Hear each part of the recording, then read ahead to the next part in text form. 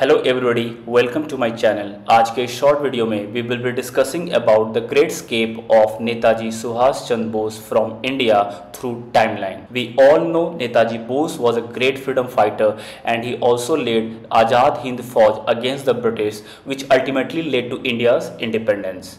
Now through this video we will be discussing how Bose managed to escape from India. इसमें कुछ important data और points हमें याद रखना है जो एग्जाम के लिए very important है. So let's move on to our first slide. Our first date is July 1940. क्या हुआ था उस दिन? Subhash Bose was arrested. क्यों अरेस्ट किया गया था उन्हें?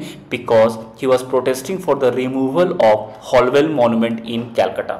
नाउ यहाँ पे हमें कुछ चीज़ें या इंसिडेंट याद रखनी है, जैसे कि पहला हॉलवेल मॉन्यूमेंट क्या है और दूसरा black hole tragedy case of Calcutta क्या है। तो आइए जानते हैं black hole tragedy case of Calcutta. इसको जानने से पहले we must remember that by 1700 AD English East India Company was able to form a trading colony in Calcutta, जिसका नाम क्या रखा था उन्होंने?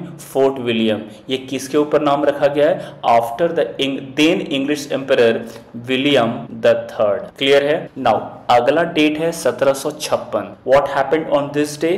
The British started the expansion of the fortification of Fort William बिना नवाब सिराजुद्दौला के परमिशन के। So please remember during that time who was the ruler of Bengal? We all have heard the name of Sirajuddaulah. He was the last independent ruler of Bengal and also fought against English in Battle of Plassey. Clear है? Now अगला date है June 1756। क्या हुआ था इस दिन? The Nawab Sirajuddaulah attacked and occupied Fort William from British. Next date is June 20, 1756. On this day, Siraj-ud-Daulah के forces ने 146 ब्रिटिश प्रिजनर्स को बंदी बना लिया और उन्हें एक बहुत ही छोटे कमरे में बंद कर दिया। आउट ऑफ 146 ब्रिटिश प्रिजनर्स 123 की डेथ हो गई ड्यू टू सफोकेशन और लैक ऑफ एयर। इसे ही black hole case of Calcutta कहते हैं। क्लियर है? Now let's move on to the second part of it. What is Holwell monument fiasco? Now उसके पहले ये जान लेते हैं हु वॉज हॉलवेल। जी Holwell was the governor of Calcutta for a very brief period in the year 1760। और उसने क्या किया? He set up a monument known as Holwell monument. क्यों बनाया गया इसे? In the memory of the soldiers who died during the black hole tragedy case. Clear है? जो 123 सोल्जर जिनकी जाने गई थी उनके मेमोरी में हॉलवेल मॉन्यूमेंट को बनाया गया था। Now according to Subhash Chandra Bose ये जो हॉलवेल मॉन्यूमेंट है it represents the symbol of our slavery as well as humiliation and hence इसे हटा देना चाहिए। So after huge protest from Bose Holwell monument was removed but Subhash Bose was kept in jail till December 1940. Now let's go back to our previous timeline. December 1940 को he was again released from prison and kept under house arrest. Now next timeline January 1941. Subhas Bose escaped from the house arrest. Moving on to the next timeline June 26, 1941. क्या हुआ था इस दिन? He reached Peshawar which is in present day Pakistan और उन्होंने एक दूसरी identity he used a different name. क्या नाम था उसका? जियाउद्दीन। ये एग्जाम के लिए इंपॉर्टेंट है, इसको हमें याद रखना है। और स्यूडोनिम का मतलब क्या होता है? Pseudonym is another name used by an individual to hide his identity. अपनी आइडेंटिटी छिपाने के लिए दूसरा नाम का यूज करना। Now Subhash Bose reached Russia via Afghanistan. He requested Russia's help for India's fight against Britain. लेकिन circumstances ही चेंज हो गई। कैसे? इसमें एक बैकग्राउंड याद रखना है। September 1, 1939 Hitler attacked Poland. Similarly, September 3rd, 1939 England and France also declared war on Germany, जिसके वजह से कौन सा वॉर स्टार्ट हो गया?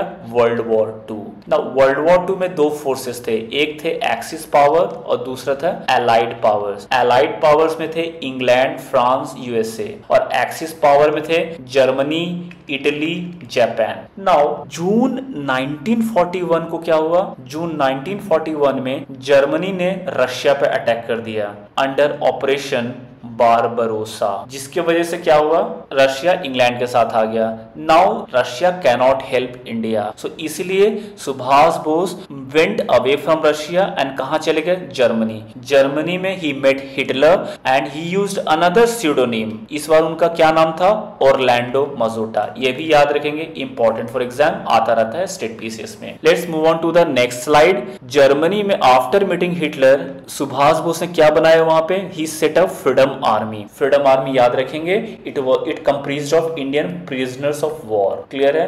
India was also a party to the war. India was also fighting the world war II along with England and France. So many Indian soldiers were captured by Italian, Japanese. जो freedom army थी, it was made of these Indian prisoners of war. Now उन्होंने अपना freedom army का headquarter कहां बना लिया, it was Dresden. ये भी याद रखेंगे, इंपॉर्टेंट फॉर एग्जाम। एंड ये भी याद रखना, एग्जाम में पूछता रहता है कभी कभी, who popularly called him Netaji. Subhash Bose was given the name Netaji by the people of Germany, ये याद रखना है। And in Germany he also set up a free India centre.